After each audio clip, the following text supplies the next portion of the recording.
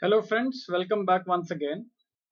In part 2, we discussed about curriculum design in which we discussed steps involved in curriculum design, starting from analysis of social needs, translating the needs into course oblique learning objectives, and finally ending at syllabus formulation. This was followed by discussion on types of curriculum, namely overt curriculum, societal curriculum, hidden curriculum, and so on.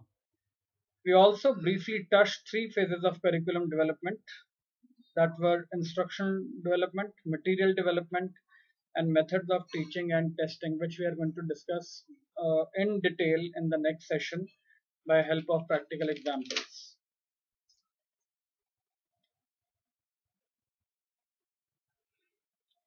The objectives of this session are introduction to Bloom's taxonomy and understand how learning happens. So we start with Bloom's taxonomy.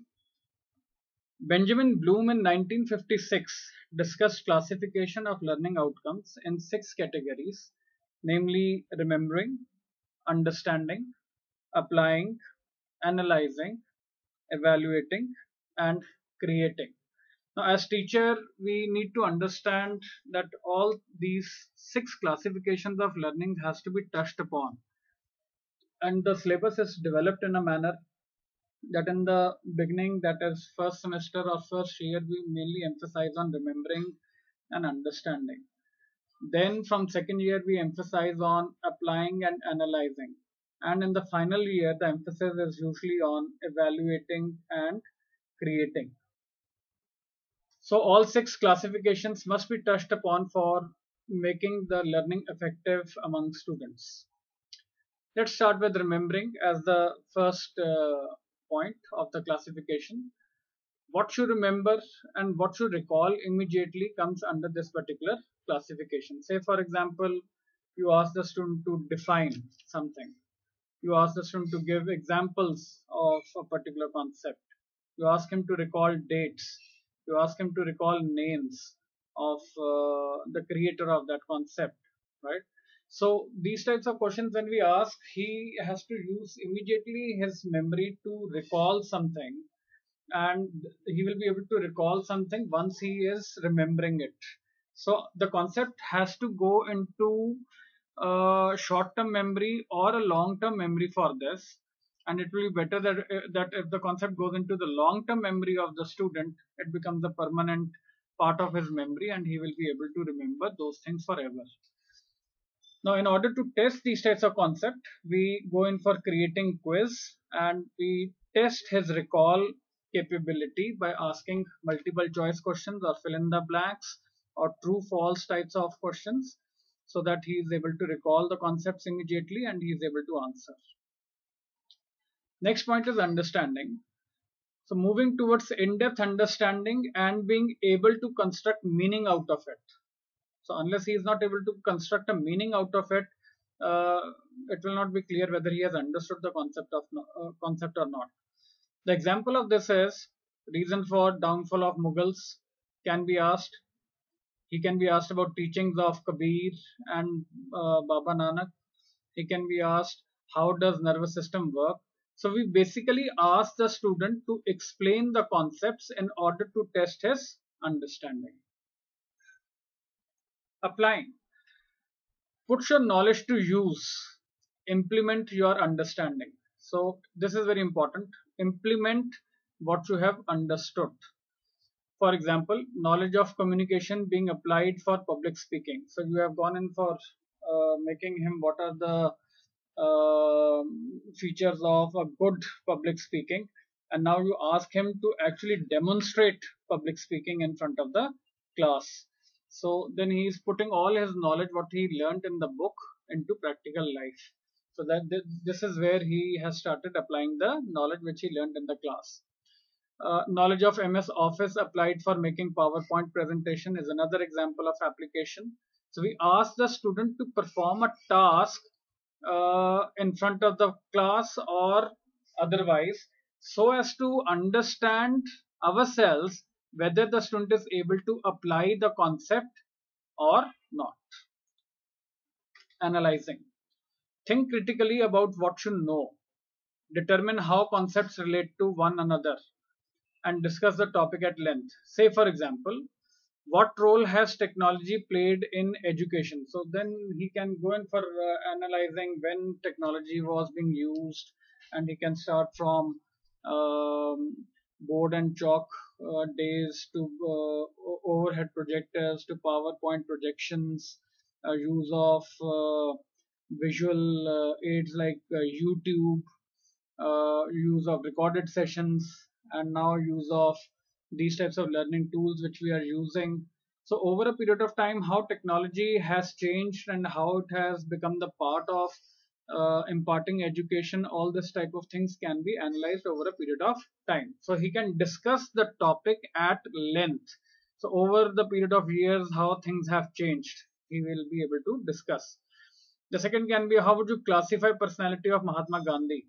So then the student can start discussing how the personality of Mahatma Gandhi changed over a period of time, from the period when he was young and he was practicing in South Africa, to the period of his struggle for freedom in India, and finally by the time Britishers went, what type of personality Mahatma Gandhi ji was having. So this is how we can go in for making him analyze a particular concept by asking and framing the questions in a right manner. Evaluating. In this, he has to bring all pieces of education which he has got, the pieces of concepts which he has learned together. And we can then put up questions like, what judgments can be made after you have critiqued the information.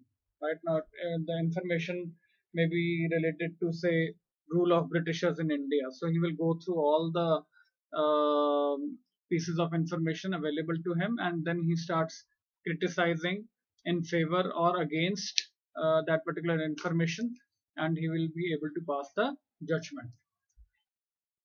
What are the characteristics of consumer buying luxury products? So if this type of question is asked, now he has to not only evaluate luxury products, but he first of all has to evaluate normal products, how luxury products are different, and then he has to emphasize upon the characteristics of consumer buying related to luxury products. So unless he doesn't understand the buying characteristics of normal product and how luxury products are different from a normal product, he won't be able to tell us in detail the characteristics of consumer buying behavior for luxury products. What type of storylines are popular with horror film audience? So again, he has to first of all understand what type of storylines are actually available, be it related to comedy, be it science fiction, be it a commercial type of theater drama, right? And then how horror films are different from the types of different storylines which we discussed. And then in particular, he has to tell the storyline that are popular with horror film audience. This is very important concept. Creating all education which we are giving to student is with the goal of creation. So unless he is not able to make the knowledge gained in he is not able to use the knowledge gained in real life, uh, then till that point of time his knowledge is of no use. So he should be able to create a website to use for selling products. So he has gone in for doing a BCA, but ultimately we find that he is not able to create a website. So that type of knowledge will again be questionable. Write an essay on luxury consumers. So he will be able to write essay on luxury consumers only when he knows what are the different types of consumers and what are the different types of products and services available. Prepare an audio video presentation illustrating 4 P's of marketing. So he has to go out into the market and then go in for discussing all 4 P's through that video which he is creating, and he has to explain it to us. So when we give these types of exercises to the students, he is able to create something and show it to us. And the moment he starts creating, the knowledge which we have tried to give to the student goes into long-term memory of the student. So this is very important, that our student should be able to create something at the end of 2 years, 3 years, or the duration of the course, and then we can be sure that he has taken away some skills by undergoing that particular course.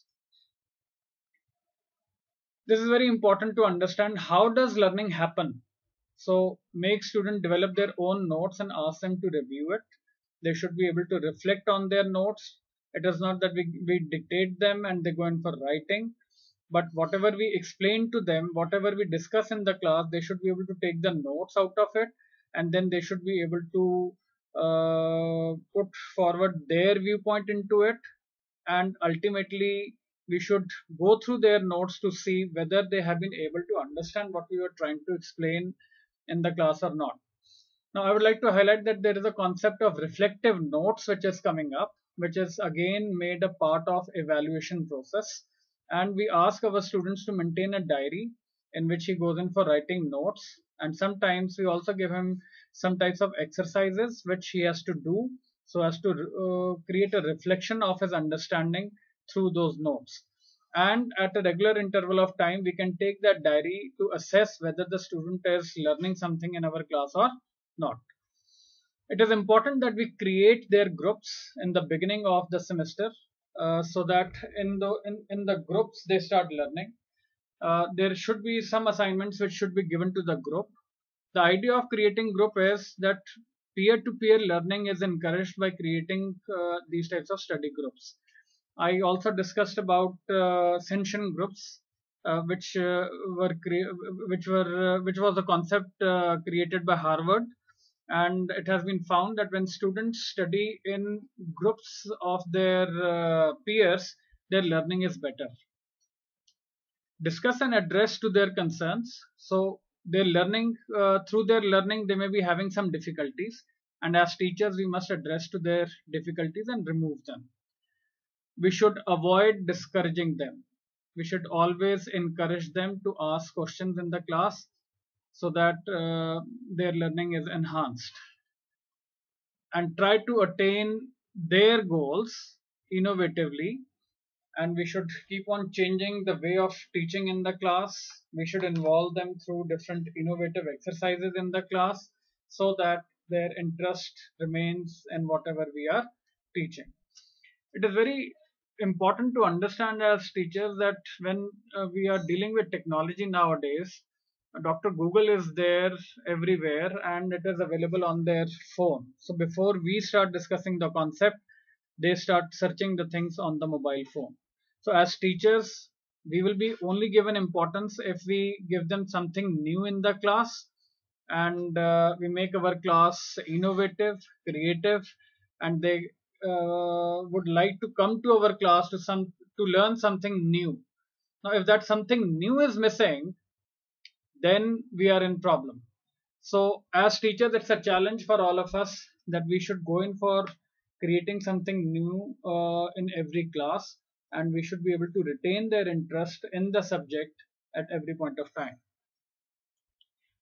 Finally, let's go in for understanding once again and recall what we have learned in this particular session.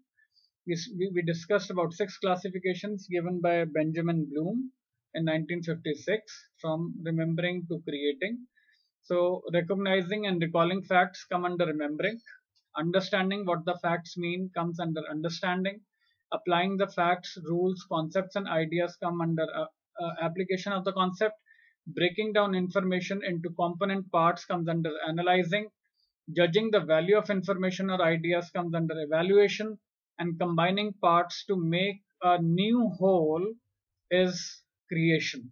So our goal is to make our student create something by the end of the course. So that's end of part 3. We now meet in part 4, where we'll discuss some practical concepts related to curriculum design. Thank you.